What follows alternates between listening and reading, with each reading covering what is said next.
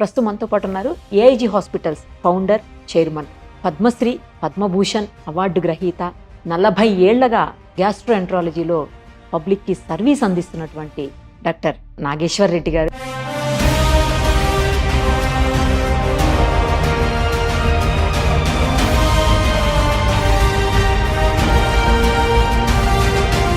ప్రస్తుతం మనతో పాటు ఉన్నారు. ఒక్కసారి ఆయనతో మాట్లాడదాం. చాలా విషయాల మీద పబ్లిక్కి అవగాహన కలిగించే ప్రయత్నం చేద్దాం. సార్ నమస్తే అండి, ఎలా ఉన్నారు సార్? బాగున్నా. చాలా హ్యాపీగా ఉంది సార్. నాకు ఇంతకు ముందు తెలియదు మీరు పద్మశ్రీ, పద్మభూషణ్ ఇవన్నీ కూడా ఎప్పుడు 2017లోనే మీకు ఉన్నాయని.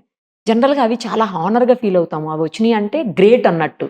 బట్ మీరు ఎక్కడా ఎప్పుడు చెప్పుకోరు, ఎందుకు సార్? ఎప్పుడు డౌన్ టు ఎర్తే ఉంటారు, ఇంత ఎదిగినా కూడా మీరు. అంటే ఈ అవార్డ్స్ అన్ని కూడా మాకు ఇట్స్ బై ప్రోడక్ట్స్ సంబంధించి చేసే వర్క్ చేసుకుంటా ఉండాలి, బై ప్రోడక్ట్స్ వస్తుంటాయి అన్నమాట.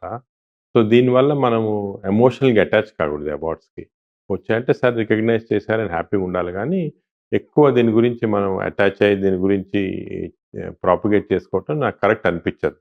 జనరల్గా అవార్డ్స్ ఇచ్చేది రికగ్నిషన్ మాకు అదే గవర్నమెంట్ కానీ లేకపోతే మా మెడికల్ సొసైటీస్ కానీ ఉంటాయన్నమాట.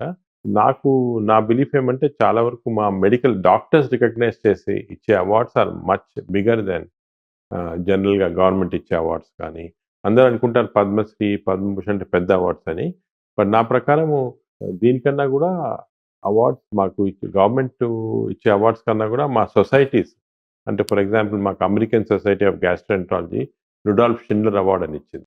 ద బిగ్గెస్ట్ అవార్డ్స్ మాకు మా ఎండోస్కోపీలో సంథింగ్ లైక్ హైయెస్ట్ అవార్డ్. అటువంటి అవార్డ్స్ వస్తే వీ ఫీల్ బాగా హ్యాపీగా ఉంటుంది, ఫుల్ఫిల్డ్గా ఉంటుంది. బట్ చాలా వరకు ఈ అవార్డ్స్ జనరల్గా ఎలాగంటే ఒక ఏజ్ వచ్చిన తర్వాత వస్తుంటాయి చేసిన వర్క్ వల్ల, దానికి పెద్ద ఇంపార్టెన్స్ ఇవ్వకూడదు. సార్ అసలు అన్నింటికీ కూడా ఇప్పుడు వస్తున్నటువంటి ప్రతి ప్రాబ్లంకి గట్ హెల్తే ఇంపార్టెంట్ అని అందరూ మాట్లాడుతూ ఉన్నారు. దాన్ని సరిగ్గా చూసుకోకపోవటం వల్లే రకరకాల హెల్త్ ఇష్యూస్ వస్తున్నాయి, అది చివరికి మరణాల వరకు దారితీసేటువంటి పరిస్థితులు. అసలు గట్ హెల్త్ని ఏ ఏ భాగాల్లో చూడాల్సి ఉంటుంది, ఏ రకంగా మనం ఐడెంటిఫై చేసుకోవాల్సి వస్తుంది సార్? ఇది చాలా ఇంపార్టెంట్ సబ్జెక్ట్ మీరు చెప్పింది. గట్ హెల్త్ అనేది ఇంతకుముందు ఏమనుకునేవాళ్ళంటే హార్ట్లో ఏమైనా ప్రాబ్లం ఉంటే, బ్రెయిన్లో ప్రాబ్లం ఉంటే, అంటే కార్డియోవాస్కులర్ డిజీజ్, న్యూరలాజికల్ డిజీజ్, ఈ ప్రాబ్లమ్స్ ఉంటే మనకి ప్రాబ్లమ్స్ వస్తాయి, దీనివల్ల ప్రజలు చనిపోతున్నారు హార్ట్ అటాక్ వల్ల కానీ బ్రెయిన్ స్ట్రోక్ వల్ల అని అనుకునే వాళ్ళు దీనికి చాలా ఇంపార్టెన్స్ ఇచ్చేవాళ్ళు. ఫర్ ఎగ్జాంపుల్ 40 సంవత్సరాల క్రితం నేను గ్యాస్ట్రోఎంట్రాలజీ టేకప్ చేసినప్పుడు అందరు చెప్పారు ఈ సబ్జెక్ట్ని తీసుకున్నారు, దీనికి అసలు ఫ్యూచరే లేదు, అసలు మనకి గ్యాస్ట్రోఎంట్రాలజీ అంటే ప్రేగులకు సంబంధించింది, ప్రేగులకి ఏం ఫంక్షన్, తిన్న ఆహారం డైజెస్ట్ చేయటం, మన బాడీలోకి తీసుకెళ్ళటం అంతే, దానికి వేరే ఇంకేం లేదు, వాట్ ఈస్ ద ఇంపార్టెన్స్ అని. కానీ ఇప్పుడు మనకు తెలిసింది ఏమంటే మన హెల్త్ అంతా, కంప్లీట్ బాడీ హెల్త్ అంతా కూడా గట్లో కంట్రోల్ ఉంది. అంటే మన ప్రేగుల ద్వారా కంట్రోల్ ఉంది, అంటే మన హార్ట్ కూడా గట్ని కంట్రోల్ చేస్తుంది, అదేవిధంగా బ్రెయిన్ కూడా మన గట్టే కంట్రోల్ చేస్తుంది అని చెప్తాను. దాని గురించి చాలా ఇంట్రెస్టింగ్ రీసెర్చ్ జరిగింది. మనం మామూలుగా ఏమనుకుంటే ఆహారం తింటాం కదా, మన ఆహార వాహికలోకి వెళ్తుంది, ఆ తర్వాత స్టమక్ లోకి వెళ్తుంది, చిన్న ప్రేగులో పెద్ద ప్రేగులు వెళ్ళి బయటకు వచ్చేస్తుంది మిగిలిందంతా. డైజెస్ట్ అయ్యేది కార్బోహైడ్రేట్స్ కానీ ప్రోటీన్స్ కానీ ఫ్యాట్స్ కానీ లోపల బాడీలోకి ఇంటెస్టైన్స్ నుంచి పీల్చుకోబడుతుంది. అక్కడ వాళ్ళు లివర్కి వెళ్ళి అక్కడి నుంచి ప్రోటీన్స్ గా తయారు కావటము, అలాగే కొలెస్ట్రాల్ గా తయారు కావటం అన్నీ అవుతాయి. దిస్ ఇస్ నార్మల్ అనుకునేది. కానీ గత 5 సంవత్సరాలుగా మనకి ఏం తెలిసిందంటే ఇది కరెక్ట్ కాదు. అంటే మన ఇంటెస్టైన్స్ ఇంత సింపుల్ కాదు, మన ప్రేగులో millions and millions of billions అనొచ్చు బ్యాక్టీరియా ఉన్నాయి. అంటే బ్యాక్టీరియా అంటే చిన్న చిన్న మైక్రో ఆర్గానిజం, బ్యాక్టీరియా, వైరస్ ఇవన్నీ. అంటే మన బాడీలో ఉన్న సెల్స్ కన్నా 10 వంతులు ఎక్కువ బ్యాక్టీరియా సెల్స్ ఉన్నాయి మన బాడీలో. మన బాడీలో ఉన్న జీన్స్ కన్నా 10,000 times more genes are bacteria genes బాడీలో. సో మనం తిన్నది ఆహారం కానీ ఏమన్నా కూడా ఆ బ్యాక్టీరియా డైజెస్ట్ చేసి అవి మనకి మన బాడీలోకి పంపిస్తుంది. అంటే మనం డైరెక్ట్ గా డైజెస్ట్ చేయటం, ఫస్ట్ బ్యాక్టీరియా తింటాయి, బ్యాక్టీరియా తినిన తర్వాత తిని వాళ్ళు ఎనర్జీ ప్రొడ్యూస్ చేసి మనకి ఇస్తుంది అన్నమాట. అంటే ఒక మదర్, కొన్నిసార్లు మీరు ఈ నేచర్ లో చూస్తుంటారు, ఈ బర్డ్స్ లో మదర్ బర్డ్ ఏమో తిని అది పర్వాలేదా బాగానే ఉందని చెప్పి బేబీకి ఫీడ్ చేస్తారు. అలాగే మన బ్యాక్టీరియా కూడా అటువంటి అన్నమాట, మన బాడీలో మనం తిన్న ఆహారం ఫీడ్ చేసి. ఎందుకంటే నేచర్ లో ఎప్పుడెప్పుడు నుంచి వచ్చింది, కొన్ని మిలియన్స్ ఆఫ్ ఇయర్స్ నుంచి ఎవల్యూషన్ అలాగ వచ్చింది. ఈ బ్యాక్టీరియా అనేది మన ఫస్ట్ ప్రపంచంలో ఆల్మోస్ట్ 4 billion years అప్పుడు బ్యాక్టీరియా వచ్చాయి. మన స్టార్ట్ ఎలాగా అయిందా సార్? బ్యాక్టీరియా ఎలా స్టార్ట్ అయింది ఎవరికి తెలియదు కానీ వచ్చాయి. ఆహా. ఆ బ్యాక్టీరియా ఏమయ్యేదంటే మామూలుగా అంతా వాటర్లో ఉండేవి, ఎయిర్లో ఉండే అలా ఉండేవి అనమాట ఇండిపెండెంట్గా. ఓకే. కనీసం ఒక 3-4 బిలియన్ ఇయర్స్ మన ప్రపంచంలో బ్యాక్టీరియా తప్ప వేరే ఇంకేం ఉండేది కాదు, జంతువులే ఉండేవి కాదు. అప్పుడు జంతువులు స్టార్ట్ అయిన తర్వాత ఈ బ్యాక్టీరియా జంతువుల్లోకి ప్రవేశించి మన బాడీలో ప్రతి సెల్కి మైటోకాండ్రియా అని ఉంటుంది. అంటే మన బాడీ యాక్టివిటీస్ అంతా, ఎనర్జీ అంతా మైటోకాండ్రియా నుంచి వస్తుంది. That mitochondria is nothing but ఒక బ్యాక్టీరియా సెల్లోకి వెళ్ళిపోయి ట్రాప్ అయిపోయింది అక్కడ. So it's bacteria which is energy cell house అంటాం. సార్. సో అలా స్టార్ట్ అయింది మన రిలేషన్షిప్. స్లోగా ఓవర్ మెనీ ఇయర్స్ ఈ బ్యాక్టీరియా మన చర్మం పైన ఉంటే అన్ని చోట్ల ఉంటాయి, కానీ ఇంటెస్టైన్ బ్యాక్టీరియా చాలా ఇంపార్టెంట్ అయింది. ఈ బ్యాక్టీరియాలో చాలా రకాలు ఉంటాయి. మంచి బ్యాక్టీరియా, చెడ్డ బ్యాక్టీరియా. దానికి మా మెడికల్ టర్మినాలజీస్ బ్యాక్టీరియాయిడ్స్ అంటాము, ఫార్మక్యూటిస్ అంటాము. అంటే వేరే పేర్లు ఉన్నాయి, కానీ జనరల్గా కామన్ పర్సన్కి తెలిసిందేమంటే ఈ మన బాడీలో 1000 స్పీసీస్ ఉంటాయి. ఈ 1000 స్పీసీస్లో ఒక 100 స్పీసీస్ బ్యాడ్ ఉండొచ్చు, ఒక 900 స్పీసీస్ మంచి ఉండొచ్చు. కానీ ఈ బ్యాలెన్స్ చేంజ్ అవుతూ ఉంటుంది ఎప్పుడు. మనకి సపోజ్ బ్యాడ్ బ్యాక్టీరియా 500 వచ్చాయి, 400 గుడ్ బ్యాక్టీరియా అంటే మనకి బ్యాడ్ బ్యాక్టీరియా ఎఫెక్ట్ వస్తుంది అన్నమాట. సో బాడీలో ఈ బ్యాక్టీరియా ఏం చేస్తుందంటే మనం తిన్న ఆహారానికి, ఉదాహరణంగా మనం ఇప్పుడు చికెన్ తిన్నామనుకోండి, ఈ చికెన్ అనేది ప్రోటీన్స్ ఉండేది దాంట్లో, కానీ బ్యాక్టీరియా డిస్ట్రాయ్ చేసి దాంట్లో నుంచి ఒక కెమికల్ని ప్రొడ్యూస్ చేస్తుంది. దాన్ని డోపమిన్ అంటారు. ఈ డోపమిన్ అనే కెమికల్ బ్రెయిన్కి వెళ్ళిపోయి బ్రెయిన్ యాక్టివేట్ చేస్తుంది. అదేవిధంగా మనము నట్స్ తిన్నాం, ఆల్మండ్ తిన్నాం అనుకోండి, దాంట్లో థైరోసిన్ అనే ఉంటుంది అన్నమాట. ఈ బ్యాక్టీరియా థైరోసిన్ ని డిస్ట్రాయ్ చేసి బ్రెయిన్ కి, హార్ట్ కి ఒక స్పెషల్ కెమికల్స్ పంపిస్తుంది. దానివల్ల హార్ట్ బీటింగ్ బాగుంటుంది, బ్రెయిన్ యాక్టివిటీ ఉంటుంది. సో మనం ఇంతకుముందు ఏమనుకున్నామంటే ఈ పర్టికులర్ ఆహారం తింటే మంచిది, యాక్టివ్గా ఉంటామని, బట్ మన బ్యాక్టీరియా వాళ్ళమాట. ఇప్పుడు ఒక ఇంట్రెస్టింగ్ ఎక్స్పెరిమెంట్ కూడా చేశారు. అదేమంటే ఈ బ్యాక్టీరియా వల్ల మనకి యాక్టివిటీ, లేజినెస్ అన్ని వస్తుంది. ఇది యానిమల్స్ లో ప్రూవ్ అయింది. మైస్ లో కొన్ని మైస్, మనం రీసెర్చ్ అంతా ఎక్కువ మైస్ లో చేస్తాం. కొన్ని మైస్ లో యాక్టివిటీ ఉండదు సరిగ్గా, లేజీగా ఉంటాయి. కొన్ని మైస్ బాగా యాక్టివ్ ఉంటాయి. ఈ రెండింటి మైస్ కి డిఫరెన్స్ ఒకటే, లోపల ఉన్న బ్యాక్టీరియా. ఈ లేజీగా ఉన్న మైస్ కి మన యాక్టివ్ ఉన్న మైస్ బ్యాక్టీరియా ఇస్తే, నోట్ ద్వారా ఇస్తే అవి యాక్టివ్ అయిపోతాయి అన్నమాట. చాలా మంది పేషెంట్స్ దగ్గరికి వచ్చి అప్పుడప్పుడు చెప్పి, ఇంతకుముందు, ఇప్పుడు నాకు తెలిసింది, ఇంతకుముందు చెప్పేవాళ్ళు మాకు ఎంత అనుకుంటే కూడా ఎక్సర్సైజ్ చేయలేకపోతున్నాం, బద్ధకంగా ఉంది, పొద్దున్న లేసినే నడవాలనిపించదు అంటే తిట్టేవాళ్ళం, నువ్వు లేజీ ఫెలో, ఇది అది యాక్టివ్ ఉన్నాను. కానీ ఇప్పుడు అర్థమైంది యాక్చువల్లీ వాళ్ళ బ్యాక్టీరియా కారణం వల్ల జరుగుతుంది అన్నమాట. సో ఇప్పుడు మేము కొన్ని రీసెర్చ్ కూడా చేస్తున్నాం, వాళ్ళు బ్యాక్టీరియా మారిస్తే యాక్టివ్ అయిపోతారా, బాగా ఫ్రెష్ అయ్యి కొంచెం యాక్టివిటీ ఇంక్రీజ్ అవుతుందా. సో ఇవన్నీ చాలా ఇంట్రెస్టింగ్ డేటా అవుతుంది. అదేవిధంగా మీరు ఇది కూడా చూస్తుంటారు, మీ ఫ్రెండ్స్ లో కూడా మాట్లాడుతుంటా, కొంతమంది నేను అసలు తినను, లావ్ అయిపోతున్నాను, కొంతమంది అంటారు అసలు నేను ఎంత తిన్నా కూడా కావట్లేదు. అందరు ఎగ్జాంపుల్ చెప్తారు, ఐశ్వర్య రాయ్ గారు అసలు బాగా తింటారు, అసలు ఎక్సర్సైజ్ చేయరు, లావుగానే కాదు.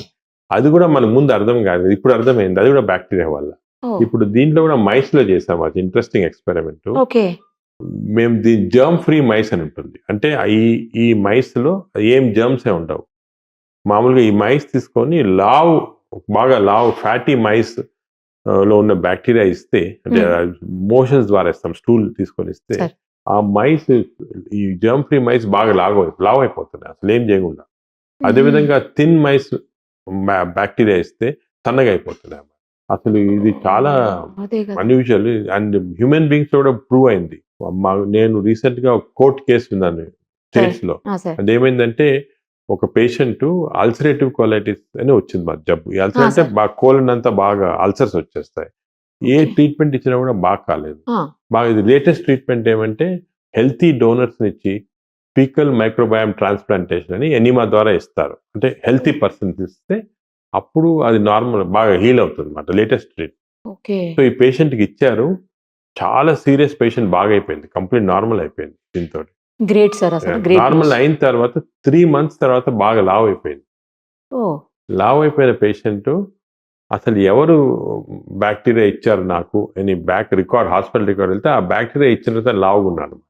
సో నేను దీనివల్ల డిజీజ్ బాగా అయిపోయింది, కానీ ఈ బ్యాక్టీరియా వల్ల లావ్ అని కోర్టు కేసు వేసింది హాస్పిటల్ పైన. ఆయన కోర్టు కేసు వేసి గెలిచింది.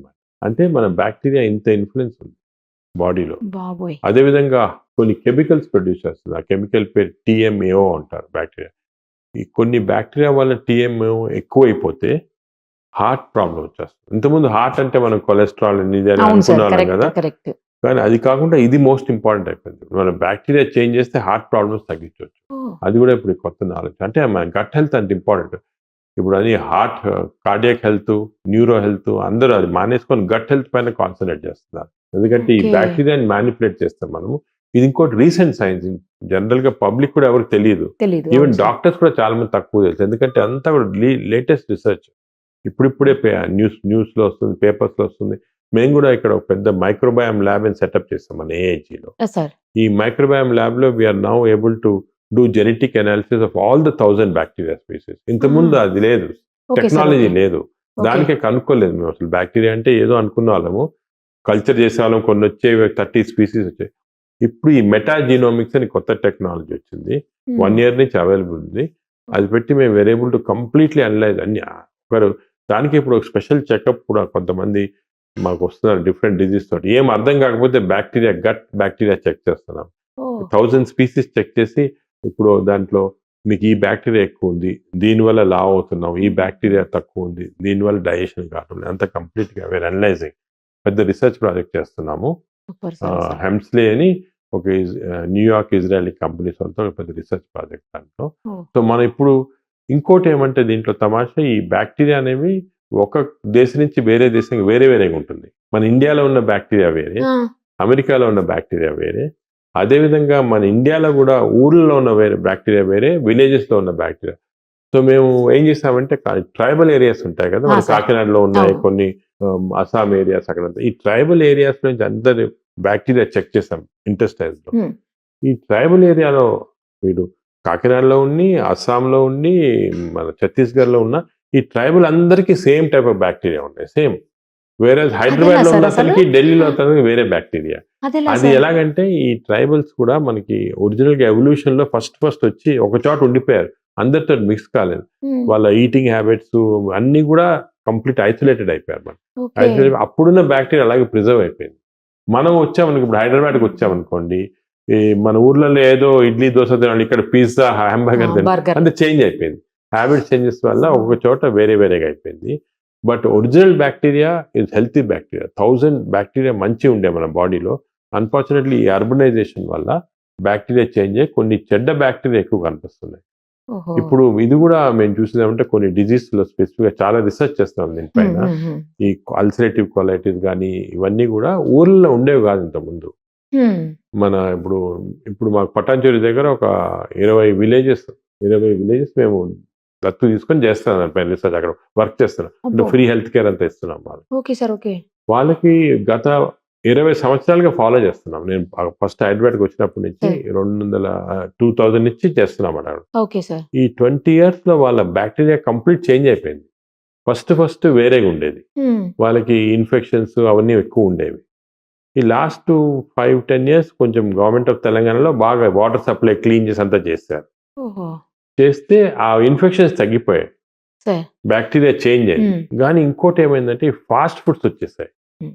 అంటే ఇప్పుడు మీ ప్రతి చిన్న ఊరికి వెళ్తే కూడా ఒక ఇది ఉంటుంది, చిన్న కొట్టు ఉంటుంది, హ్మ్. దాంట్లో చిప్స్, నూడిల్స్ అవన్నీ ఉన్నాయన్నమాట. అవును సో సార్. దాంతో వాళ్ళకి బ్యాక్టీరియా చేంజ్ అయిపోయి వెస్టర్న్ బ్యాక్టీరియా వచ్చి ఇప్పుడు ఈ ఊర్లలో అంత బ్యాక్టీరియా, అమెరికాలో ఏ బ్యాక్టీరియా ఉందో ఆ బ్యాక్టీరియా ఉంది వీళ్ళకి. వచ్చి వాళ్ళకి అంతా డిజీజ్ కూడా అలాగే వస్తున్నాయి, కోలైటిస్ అని, కొత్త రకాలైన జబ్బులు వస్తున్నాయి ముందు లేని. సో అంత ఇంపార్టెంట్ అన్నమాట.